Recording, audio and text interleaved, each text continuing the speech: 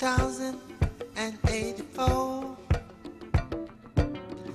2093,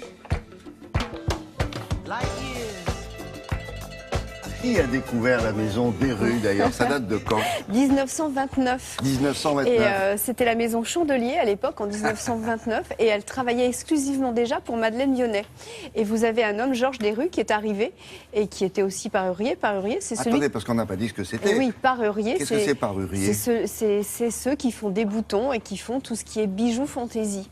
Donc ils ont commencé à travailler avec la maison Vionnet, puis ensuite Jeanne Lanvin, Nina Ricci, Saint-Laurent et Coco Chanel en 1965. Et là, ils ont travaillé presque exclusivement pour Gabrielle Chanel, qui était vraiment une grande consommatrice de boutons pour mettre sur ses tailleurs de tweed. Et puis les bijoux fantaisie, souvenez-vous qu'elle aimait bien finalement elle-même faire des bijoux. Avec les bijoux qu'on lui offrait, elle cassait tout. Oui, on la voit, il y a des photos d'elle avec ça une lui plaît petite pas, pince. elle aime bien. Et donc effectivement, cette maison des rues était rue Amelot, en plein cœur de Paris. Elle a déménagé aujourd'hui parce qu'il y a 200 personnes qui travaillent. C'est une véritable ruche dans l'Oise.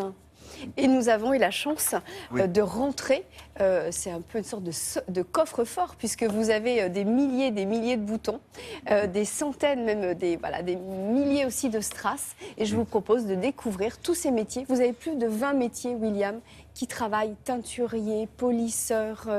C'est incroyable. Mais ils ont survécu, parce qu'à une époque, ils étaient en danger. Oui, mais est-ce que c'est la maison Chanel qui les a rachetés en 1985, effectivement, Ah, ils ont racheté cette société. Très bien, on regarde ça.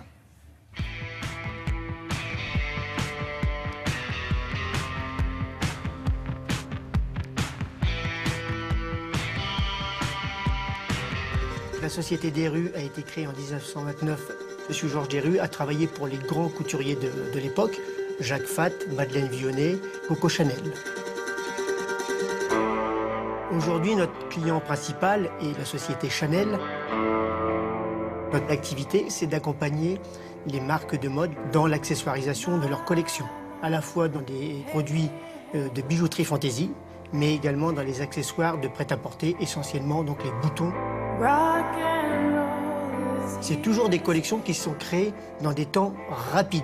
Nous créons à chaque fois selon une demande spécifique de nos clients. Néanmoins, nous pouvons toujours avoir des propositions, et c'est aussi une force de notre société, c'est de proposer éventuellement des pistes créatives ou des nouveaux process qui vont permettre d'enrichir de l'offre du client. On fabrique ce que l'on appelle des boutons bijoux. En période de collection, en une journée, on peut créer le bouton et faire la première soumission au studio. Nous sommes sur un process essentiellement artisanal. On peut considérer que chaque bouton est unique.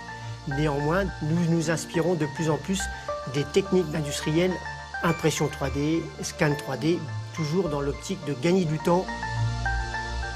On fabrique à l'année à peu près 2 millions de boutons.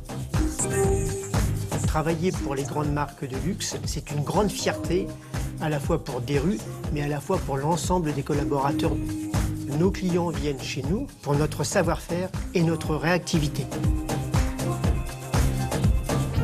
Nous avons la chance d'avoir une bijouthèque où nous gardons donc dans l'ensemble des créations depuis la création de la société et où régulièrement nous avons donc nos clients qui nous rendent visite pour consulter nos archives et qui servent de source d'inspiration pour leur nouvelle collection.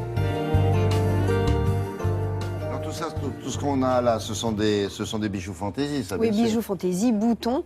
Et c'est incroyable le temps que l'on met finalement sur chaque bouton. Donc après, on peut comprendre finalement le prix de chaque vêtement. Et surtout la fierté, c'est ce qu'il expliquait, la fierté de ces 200 personnes qui travaillent pour la haute couture. Ils sont fiers de faire finalement des choses de leurs mains et qui vont voyager dans le monde entier. Ces bijoux fantaisie, c'est vendu dans la maison ou pas? Non, c'est juste pour les collections. Ah non, après, ça va être bien sûr vendu dans les boutiques, ça va partir dans le monde entier. À des prix raisonnables donc, puisque ce sont des oui, bijoux mais fantaisie. mais ça reste quand même assez cher, puisque vous avez quand même tout le travail de la main, et puis habiller aussi tous ces tailleurs, ces vêtements. Et ils ne travaillent pas seulement que pour la maison Chanel, vous avez la maison Céline aujourd'hui, la maison Lanvin, et ils vont habiller aussi maintenant des flacons de parfum. C'est le but aujourd'hui d'habiller les parfums. Merci beaucoup, à tout à l'heure.